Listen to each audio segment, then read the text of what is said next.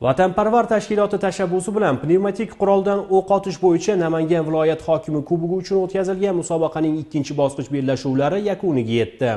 Bu haqda hamkasbim Dilfuza Boltaboyeva Namangan viloyatidan xabar beradi. Musobaqa 2 kun davomida qizg'in va murosasiz bahslarga boy tarzda kechdi. Unda Namangan shahri va tumanlardan 12 ta jamoa tarkibida jami 110 nafar sportchi ishtirok etdi.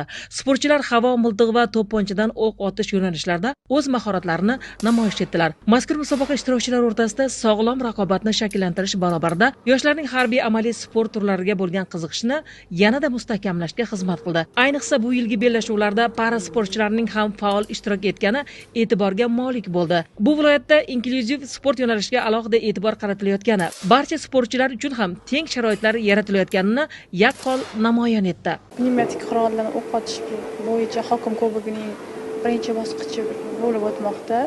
Men bunda para o'q otish yo'nalishi bo'yicha o'q otyapman. Bu sport turi bilan 3 yildan beri shug'ullanaman. Natijalarim yaxshi.